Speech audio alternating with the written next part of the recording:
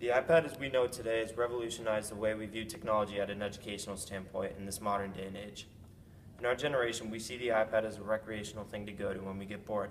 However, some schools, including BCI, have found out a way to use an iPad to enhance one's education.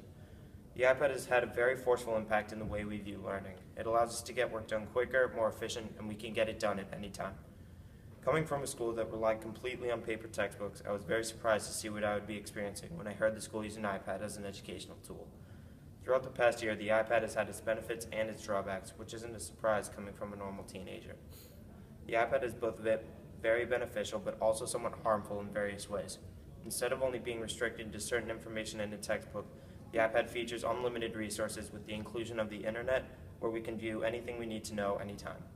Also, instead of lugging around heavy textbooks, now we can have even larger textbooks electronically. Instead of taking forever to find the pages, we can find them within a matter of seconds just by searching for them. Another reason why the iPad is beneficial is because we can do our homework on the device. Instead of losing papers, getting them ripped up and spilled on, we have the ability to neatly organize them and access them at any time.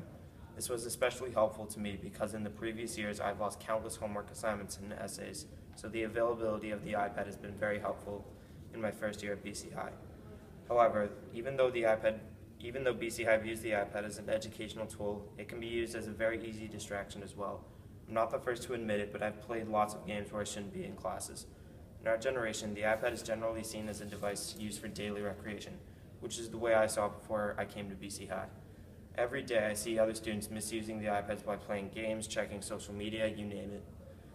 Based on this information, I don't think the iPad as an educational tool is neither beneficial or harmful. It falls somewhere in between. It also depends on who you're asking.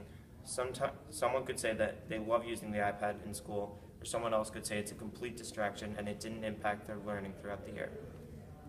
In our modern day, the iPad has changed the way we see technology. So did the cotton gin in the 19th century. The iPad and the cotton gin were similar in lots of ways, especially the fact that it decreases work time. Instead of picking seeds out of the batch of cotton, which could have taken hours, the cotton gin does it in a matter of seconds. Same thing goes for the iPad. Instead of using a dictionary or encyclopedia to look something up, we just turn to the internet because it's a lot faster and more efficient. Both of these inventions have greatly revolutionized societies in terms of how citizens viewed working. Back in the 19th century, people spent hours taking seeds out of cotton. Now the cotton gin comes in as a huge benefit to the farming industry and speeds up everything. However, the cotton gin did also have its drawbacks. It had some very sharp tongs that plucked the seeds out, and those tongs could easily injure someone. Luckily for us, the iPad has no drawbacks, just besides distractions.